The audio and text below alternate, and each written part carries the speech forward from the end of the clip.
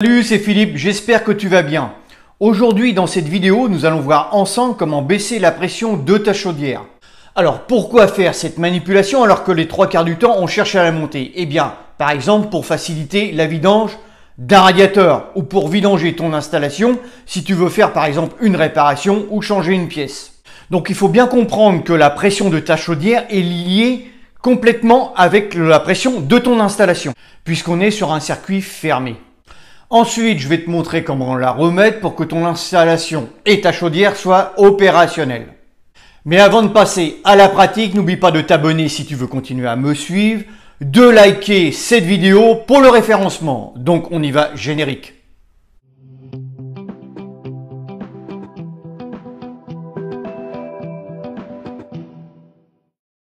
Donc la toute première chose qu'il va falloir que tu fasses, eh bien, c'est d'arrêter ta chaudière. Ensuite, pour accéder à la soupape de sécurité, le mieux, c'est d'enlever le carénage pour pouvoir faire basculer le tableau de bord et puis avoir plus de place pour pouvoir tirer sur la manette pour vidanger ta chaudière. Pour enlever ton carénage, eh bien c'est simple, il y a deux petites vis qui se trouvent bien souvent sur le devant. Donc tu les ôtes et ensuite tu fais tomber ton carénage. Donc voilà, déjà on a un petit peu plus de place. Alors pour accéder à la soupape de sécurité qui se trouve ici en bas de la chaudière, on fait basculer le tableau de bord. Donc sur les chaudières murales, bien souvent il se pivote vers l'extérieur et là on peut apercevoir la soupape de sécurité. Donc c'est marqué 3 barres dessus. Donc sur ce type de chaudière, elle se trouve à gauche et tu as la pompe qui est juste au-dessus.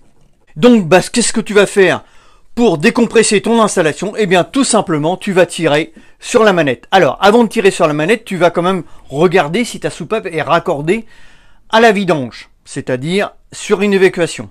Pour cela, eh bien, on va aller sous la chaudière et là on voit qu'on a notre tuyau de raccordement qui tombe directement dans un siphon.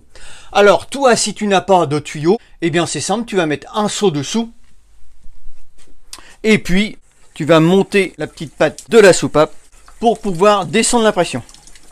Et tu montes ta patte jusqu'à temps que tu n'aies plus d'eau qui coule.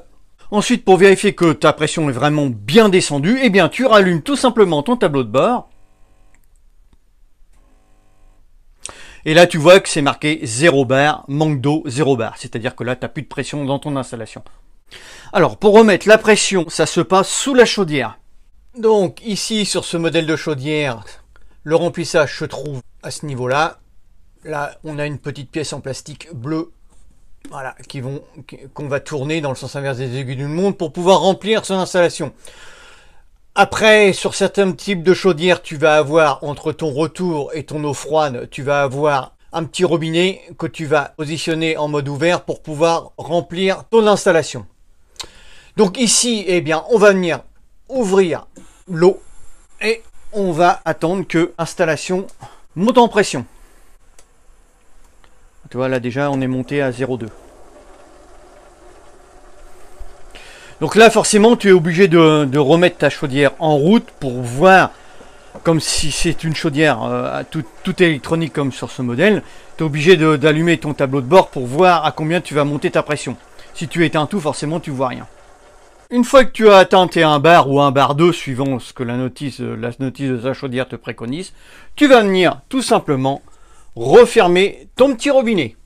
Et là, tu as la pression dans ta chaudière et la pression dans ton installation.